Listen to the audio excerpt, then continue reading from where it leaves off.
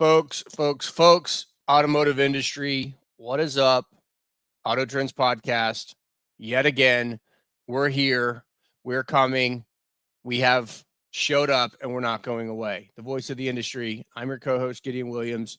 We have another episode, a jam-packed episode of Industry Insights. What's happening? The Baltimore Bridge blew up.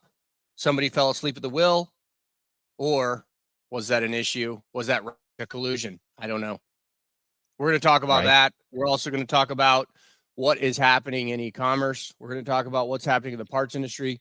We're going to talk about how you don't have to invest millions of dollars, hire architects, hire engineers, and then figure out you have a shit product, and then go back to the drawing board and then do it all over again. We're going to talk about how do you evaluate a good partner. We're going to talk about how you evaluate success, how you can actually be successful in parts e-commerce when you know nothing about it. You don't have to be an expert. Nobody does. We have experts for that. Myself and Lucas have been in the business for a long time. This is what we do every single day. So if you're clueless, reach out to us. As always, I'm your co-host, Gideon Williams, and we are freaking fired up today, baby. Absolutely. And I'm Lucas Welk. And Gideon, when you were doing that intro there, I got slightly concerned that we were going to get into conspiracy theories and politics, and that's what we're completely changing the whole thing. Yeah, we're not going to be covering automotive stuff anymore. We're moving on to a larger audience of conspiracy theories, and you never know. I like that. No, exactly. But I will tell conspiracy theories in the auto world. Yeah. You never know, but I will tell you what, Lucas, them freaking shades look good on you, brother. I like that. Thank you. I actually, oddly enough, I actually own about 6 to 8 different pairs of glasses, and I kind of pick out every day. And I should make actually a point of on this podcast wearing a different one every time, because it's just kind of how I feel in the morning, and that kind of judges, what I'm going to wear. So, yeah, if I want to feel smart, I wear my frameless glasses. And what's that? I look forward to this. So yeah. It's completely dependent on my mood. So this could be a fun one. I wore this for the conspiracy show. Yeah. This is gonna get wild really quick. So yeah, exactly. That is awesome. Well, folks, our listeners, we have a growing listener. I don't know whatever you want to call it, group of people or whatever. The best way to support the Auto Trends podcast is to like and subscribe our stuff. If you want to share and you feel, hey, man, let's share this out in the world, do it. If you don't, that's okay too. It is the best way to support this podcast. We are the voice of the industry. We are here for the industry. We want to keep you informed, keep you ahead, making decisions quick, being nimble. Please support us. Or if you don't want to support us, send us hate mail. That's okay too. It brushes right off of us very quickly. But regardless, we're not going away. This is the Auto Trends podcast, baby. Absolutely. And Gideon, actually, just we were chatting a little bit before this podcast started, but just so you know, I was talking to a gentleman by the name of Tyler, and I think you know who I'm referring to as Tyler, an analyst, in our business and whatever before, and it was very interesting because we were talking, Tyler and I were talking, and we were talking about how organizations are adjusting to, different management styles, how they're moving into e-commerce, changing the policies, procedures, how they're doing business inside the organization, and, designing policies and procedures to be able to onboard these new solutions and platforms, and, how to effectively do it. And it's interesting, and it's so important that people listening to this podcast kind of take that into consideration. Look at your own organization. You have the ability to be that leader, I think, in the organization, because when it comes to e-commerce, everything's evolving so quickly that it really does take that leadership to drive within an organization to go down a certain path and, act like a leader, not so much as a manager. Fine, you can implement policies, procedures, and make sure everybody's doing this or that, but just to have that, leadership role that you're looking to the future, you have that vision, and, you do, every one of our listeners, I think, has that ability, and many of them are implementing it through what we're saying. So I completely agree. I've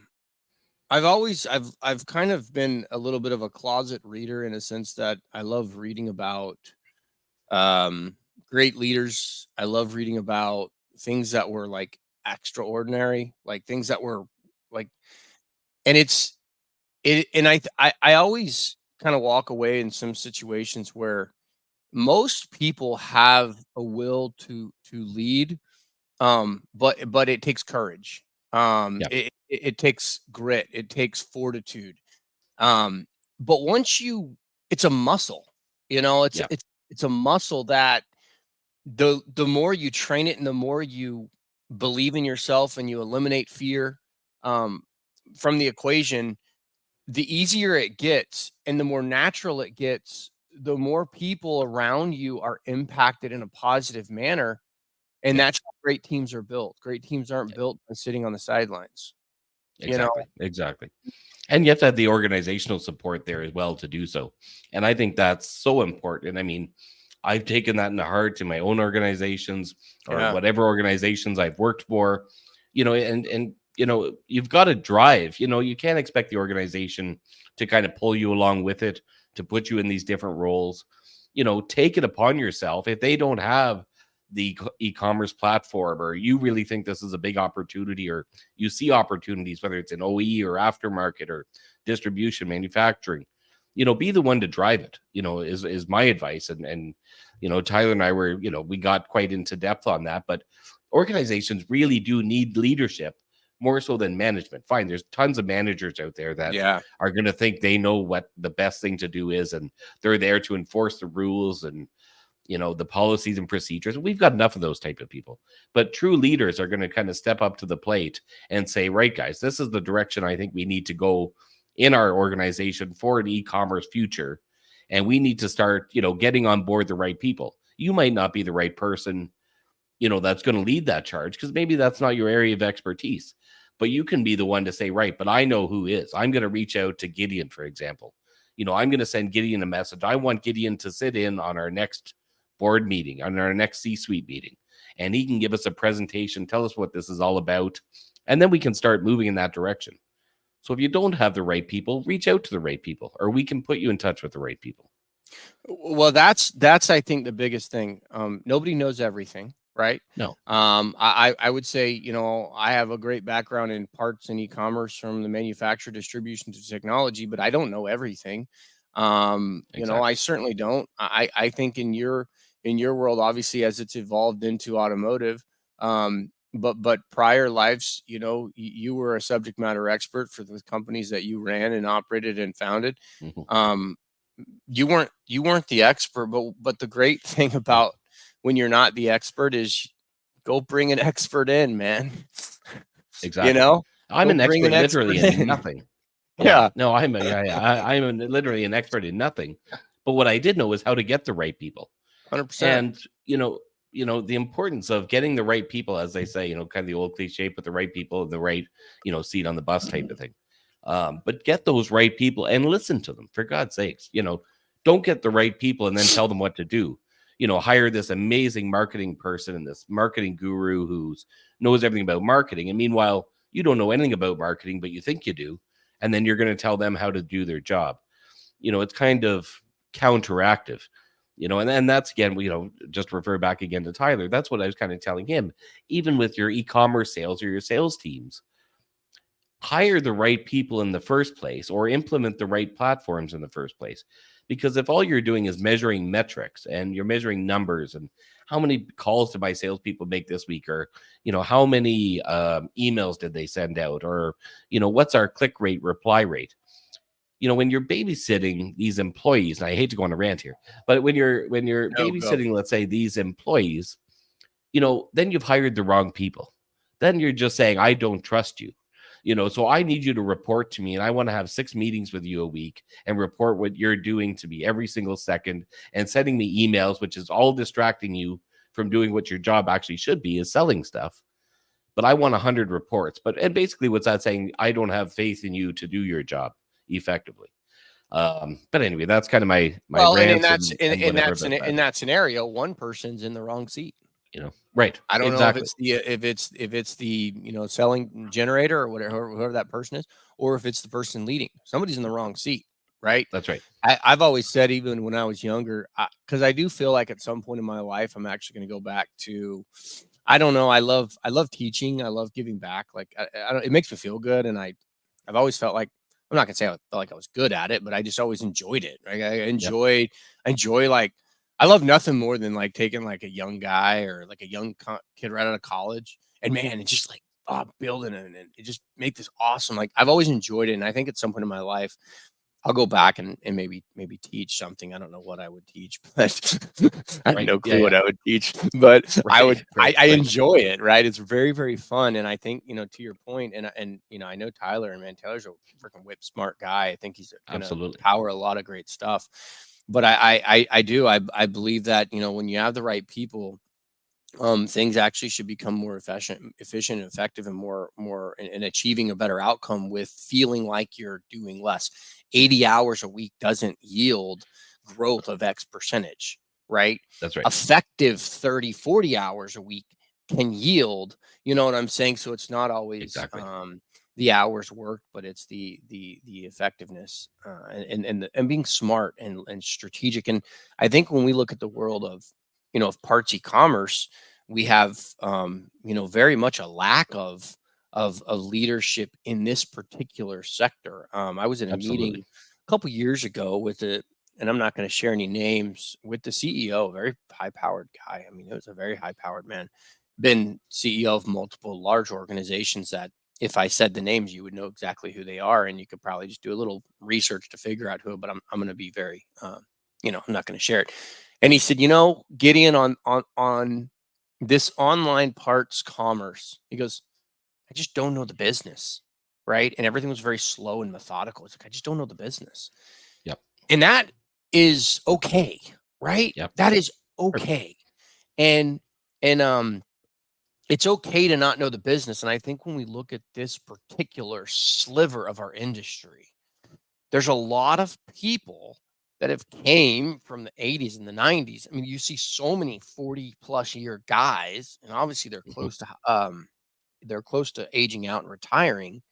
And so we have a very interesting sliver of experience in this piece, but there's plenty of experts in the parts commerce world that understand it, and they know the historical context, and many of them are happy to share.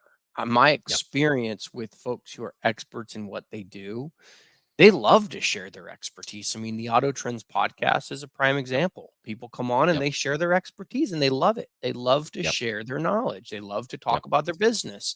Yep. Um, and that's how you learn. And so I think when we look at, the future, and I know we're going to talk about, what to look for, what to do, whether you're a manufacturer, whether you're a distributor, whether you are, whether you're an e-tailer or retailer, how to deploy a sound e-commerce strategy. We're going to talk at some very high level, items there. But I encourage our listeners, if you think about that piece of it and you're struggling with multiple integrations, a lot of platforms, this platform decision always turns into buying something else. And that says you got to buy this. And now you got to buy, you're probably going down the wrong path. Yep. Yep. Um, and so, we're happy to connect you. We're happy to share with you. We have experiences from the enterprise level to very, very large organizations, down to the small guy Terry, right? Or the small John who just wants to have a nice business and sell 10,000 bucks a month or 100,000 bucks a month and Yep. make a living, and so, but first things first, I think we've got a big thing, and I want to talk about it because it's been on the headlines, the Baltimore Bridge collapse. A lot of people in the industry were spooked because that's a major port into the automotive and the parts, basically the movement of product in and out. And as always, it looks like there's alternative routes. So I will just say Sure. this: as we look at that, we'll obviously continue to track that. Um, but we look at that piece of it, and supply chain in the automotive, I do not feel will be impacted greatly by that bridge collapse because it is a major port. Obviously, we have other ports, and so obviously alternative routes are happening, which is great to hear. So I don't know Yep. why I want to get that off my chest, but I've been reading up on it and I've been following it, and a lot of people have been, asking about that. So I think we Yep. should be good there. But Well, it regardless, makes a big difference, like you say, in certain terms of supply chain. A lot of the eTailers and stuff like that we deal with. We always tell them, one of your major goals that you should look at as far as having distributors or manufacturers and your distribution network, have good, solid, reliable partners that have multiple warehouses, that have inventory. You could have the best parts e-commerce website in the world. If you don't have any parts to sell on it, or your customers are going to your website and every time they're looking up a part, it's not available, it's out of stock, the shipping is forever and ever. That's not good. Customers expect, they have huge expectations now, particularly, from Amazon, same day delivery, 1 hour delivery. People aren't willing to wait a long time anymore. So keep that in mind when you're building out your strategic partners and who you're getting your parts from. And just keep in mind who your customers are. Now, if they're highly specialized individual, that there's only, a few parts throughout the United States because it's a vintage old car, fine. That's one thing. They're willing to wait. They're willing to pay a lot of money for those parts, and they're willing to wait. Well, Parts that should be it's readily available, right. Yeah, they're well, not. also it's the diversification of your supply chain. And Yeah. I know you mentioned eTailers specifically, but I want to go a little further into manufacturers. So when you look at the manufacturing of parts, and I think this is where we're having a major paradigm shift in how manufacturers are thinking of parts commerce. Historically, they've just pushed it off on the distributor and say, you guys figure it out. But distributors are primarily B2B. So then they push it off to their eTailers, and then eTailers go out and sell it. And that was the creation of like a lot of your part sites and rock. And there's been a couple that have kind of been the bell cows in that world. But when you also look at manufacturing, your objective is very clear. You need one objective when you look at your parts online focus strategy, whether you're an e-tailer or whether you're a manufacturer. But if we look at a manufacturer, your objective has to be very simple. I want every single part that I make available through an online portal. Every Mhm. single one. I don't give a shit where it sits at in supply chain. I don't care if it's in Oregon with a distributor. I don't care if it's in Maine with a small part shop. I don't care if it's with my large biggest customers. You need to bring in the visibility into where all of that sits in the supply chain. As you know, your P&L is dictated by one thing. How many times did your parts turn? That's what your business is. How often am I moving these parts? If you're selling it through your site and you're routing that order to your distribution partner, right, as a manufacturer, you not only enabled to sell, collected that information, but you sent that order right to your partner and they shipped it out and they had no acquisition cost for that part. They had no additional selling cost. The only cost they have is their dunnage, the boxes that they're putting it in, obviously their pick pack ship operations, which is already going with all of their other partners. So I encourage us when we think of the first piece in how do we think of the strategy from a parts commerce perspective, whether you're a retailer or whether you are a manufacturer, is have the most, you want to have the blood, right? You want to have the Yep. blood in it, because without it you're dead. I don't, like you said, I don't care how good your site is, but That's right. if you don't have any inventory, you can never sell it. Yep. And I think we've seen that as a major problem with manufacturers, certainly in that small, mid, even large range, is Yep. okay, they're on a back order for a particular item that's held up at the manufacturing plant. They have none in stock. They just out of stock on their site, but they've got over 100 units in their supply chain with their partners. Sell those, baby. Those guys can and move the needle. So Yeah. just go a little bit further there, right? That's the first objective when you're looking at a program, when you're strategizing on how can we have an effective strategy. You want every part available, period. Exactly. It's just a consistency. I think that's, really what it boils down to.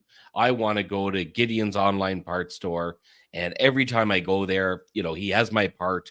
It's shipped consistently quickly. I get it in X amount of days, and I know that. Every time I go to Gideon's, it's a fantastic experience. If I go to Lucas's parts store and the very first time I go there, it's not available, it's going to be forever, it's in backlog, it's a back order, I'm probably not going to go back there again. So make sure that those are sewn up. Of course, there's going to be exceptions to that rule, but try to make it as rock solid as it can possibly be with your partners, because especially nowadays. I mean, a good example is McDonald's. You go to McDonald's and you expect that I can order a Big Mac, and if I go there and for whatever reason I can't order a Big Mac, you're pretty pissed off. Or if you go to a brand new restaurant and it's not McDonald's, and I look at the menu and I really want the steak, and it's my first time there, and I'm dying. I'm looking at the picture of the steak. I really want the steak. The server comes over. Can I get the steak? No, sir. Sorry, it's not available. I'm No really steak. upset and thinking, you know what? Fuck it. I'm never coming back here again. It's my first experience. And the first thing that I asked for, they don't have. Now I'm like, okay, well, whatever. I'll get the pork chops. Fine. And I'm already pissed off. So I've already got this preconceived notion in my head. No matter how good it is, I'm still thinking about the steak. God forbid they tell you, no, we don't have pork chops either. No. Then there's a riot about to happen. Yeah. No, that's very bad. Yeah. Then somebody is losing their head. What do you mean? Exactly.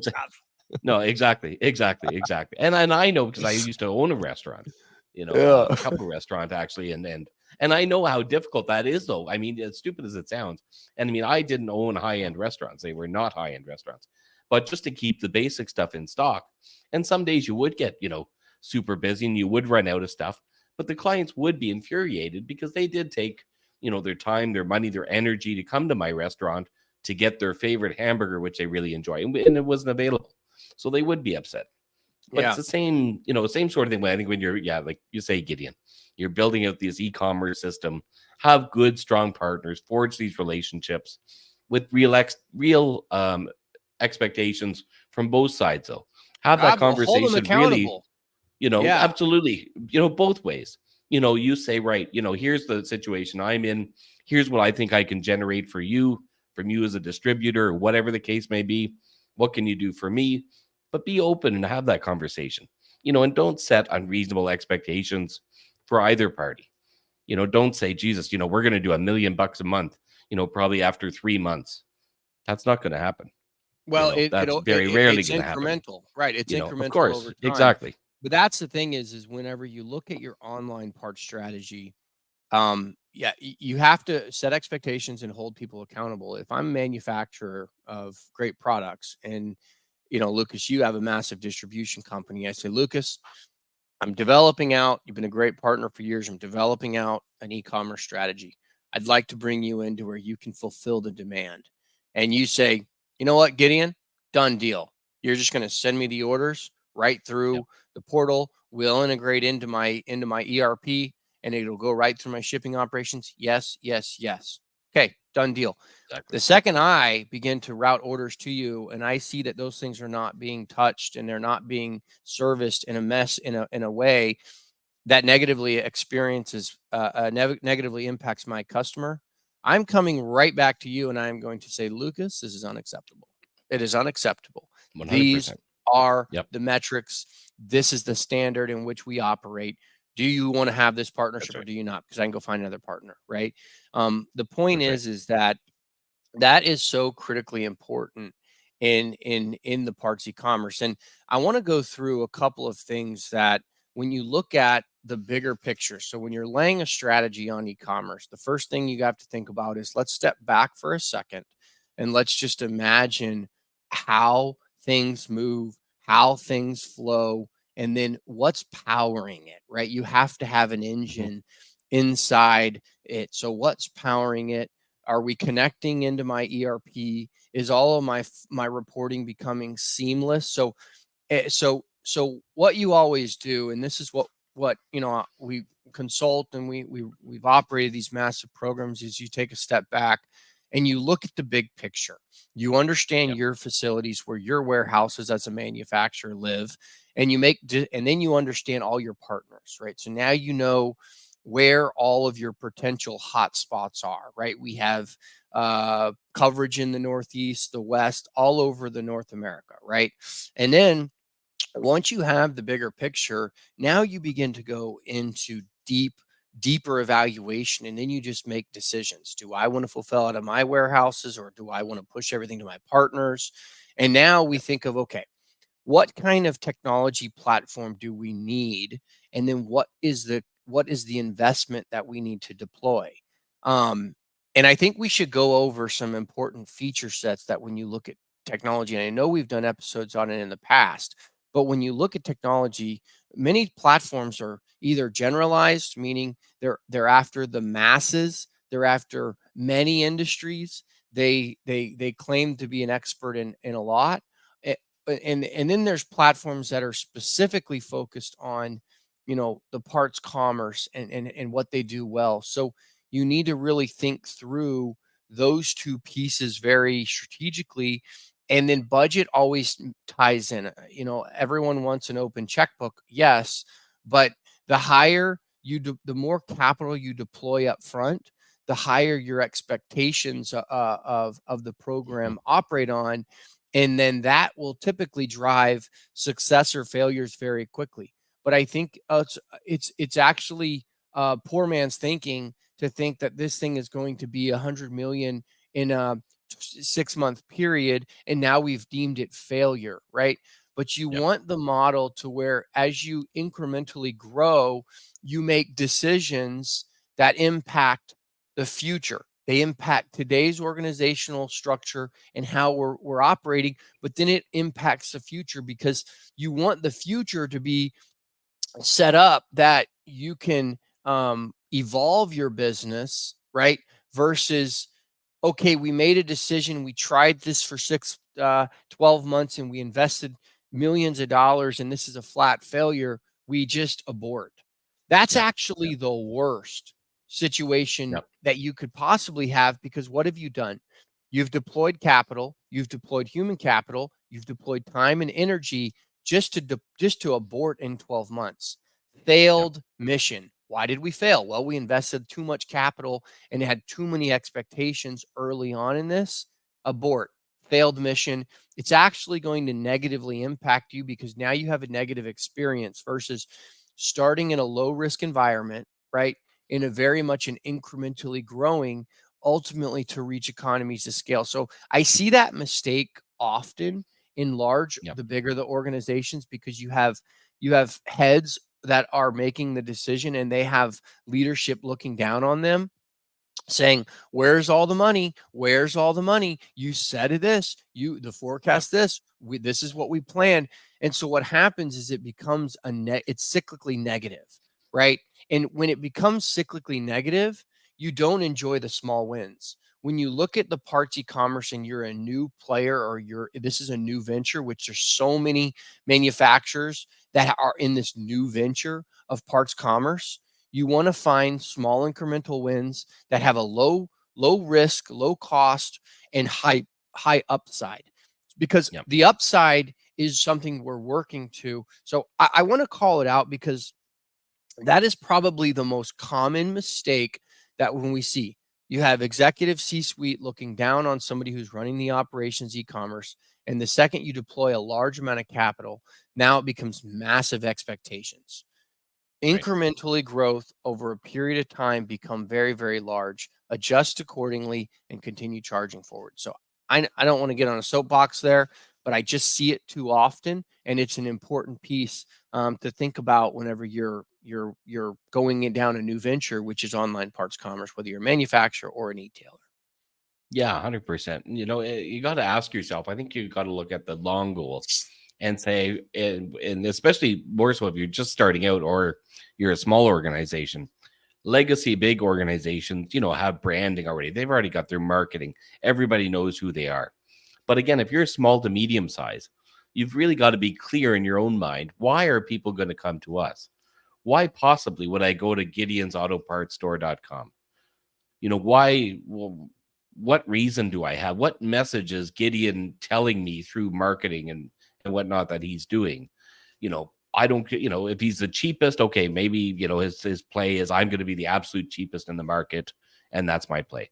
But really, you've got to have your why, and certainly I don't recommend being the cheapest.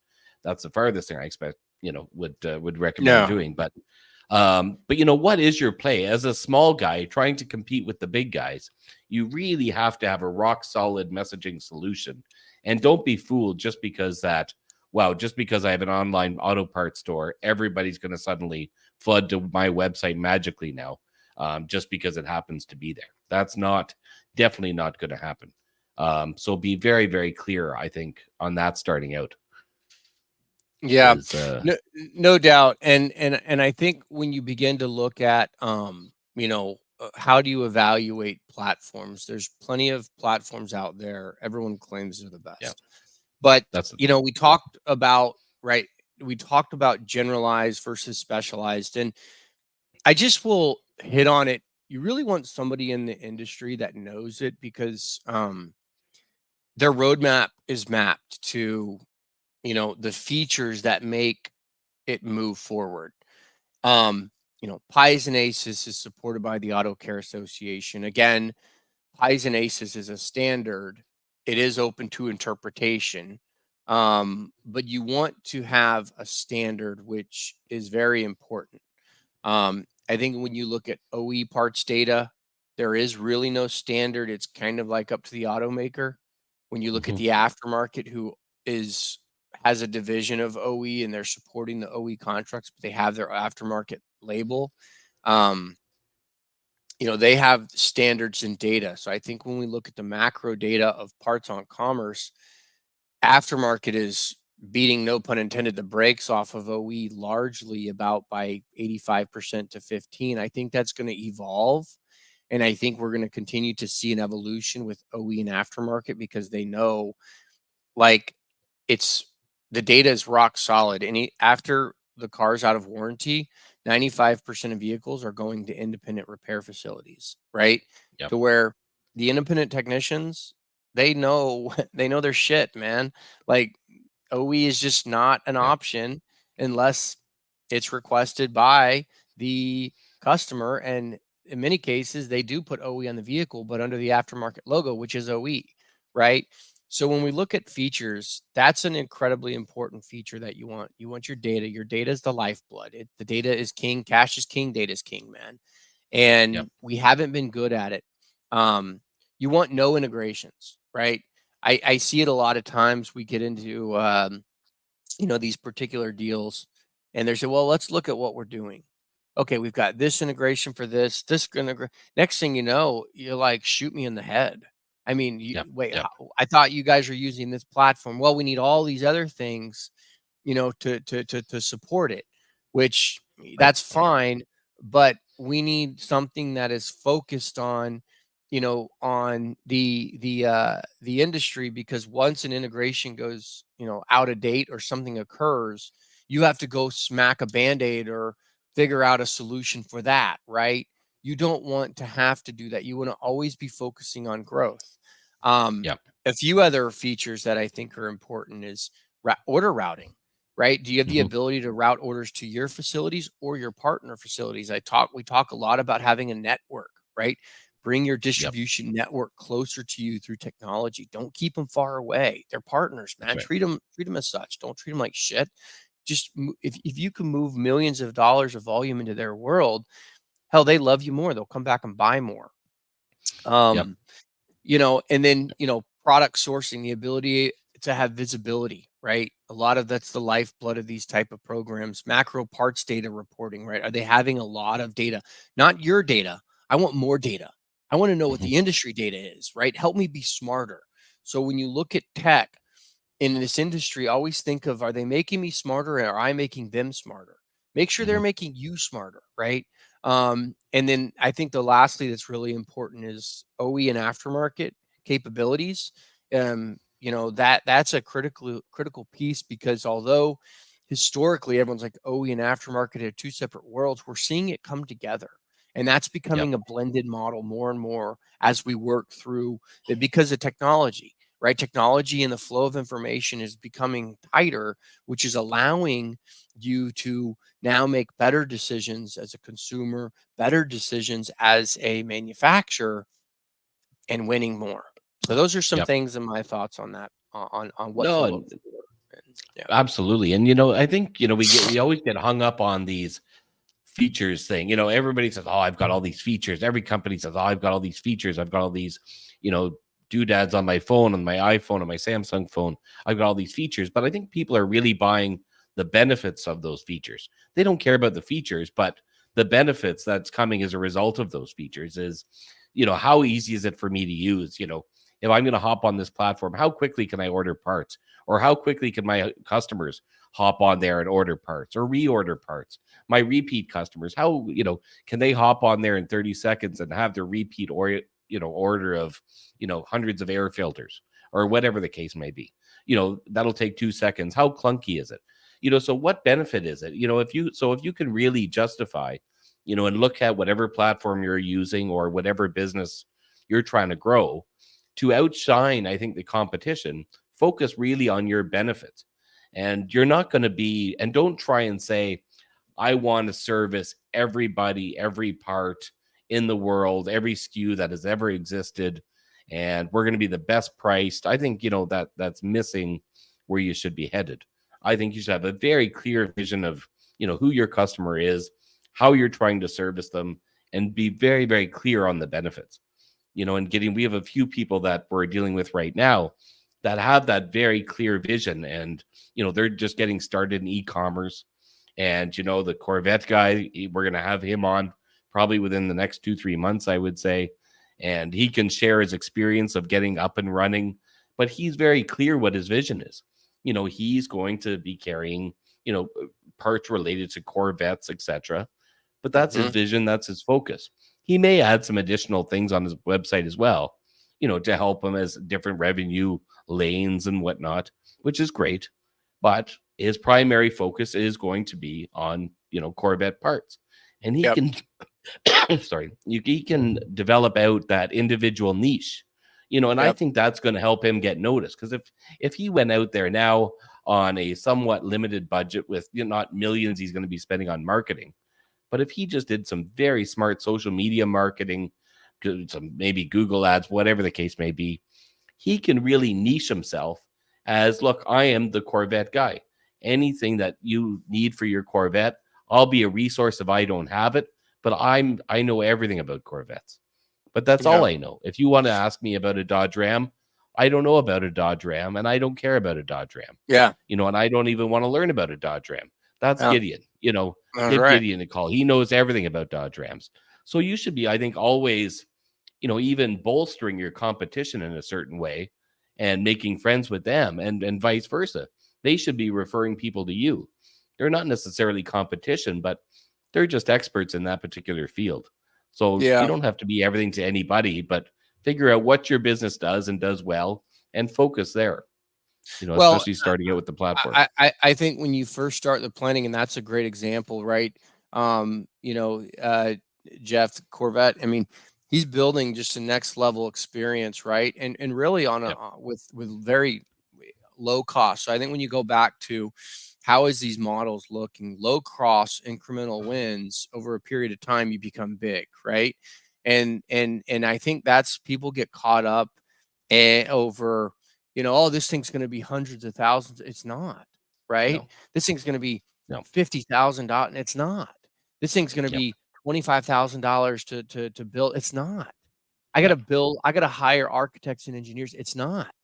I've Hmm. got to you do all these things, and I think when you look at evaluating decisions, is to your point, features are great, but what's the benefit?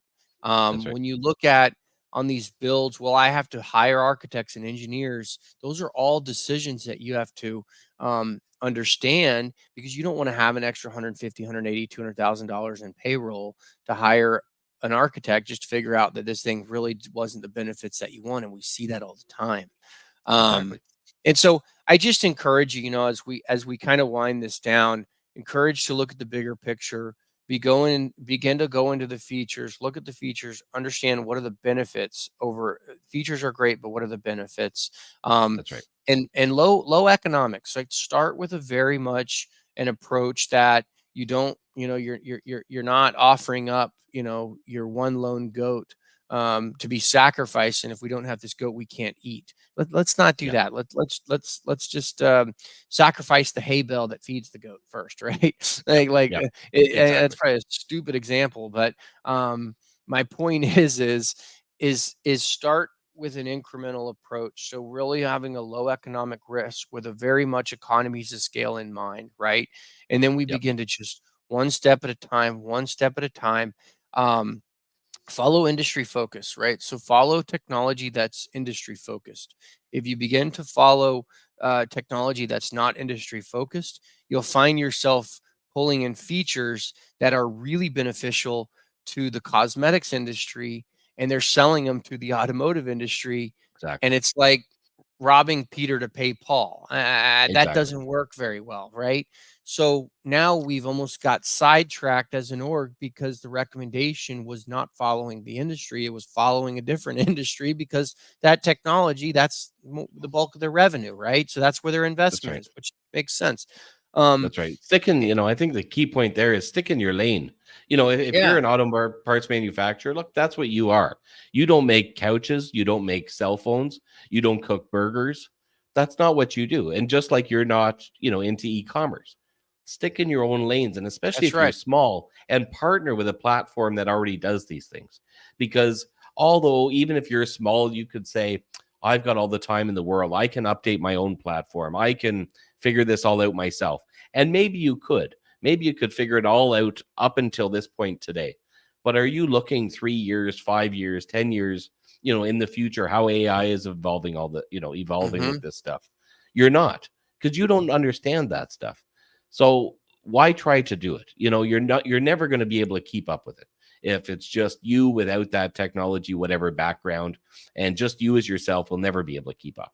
So we've seen that happen, Gideon, so many times that these small guys get on a very, very, very cheap platform and design their own website. And do they sell stuff off it? Sure, they do, on a very, very small sort of scale. But then they're stuck. I mean, then they come That's to right. us and they say, now we're stuck. Oh, well, we need to add, 100,000 SKUs on our site. Well, it doesn't support it. And am I going to sit there and I'm going to manually data input 100,000 Yeah, SKUs?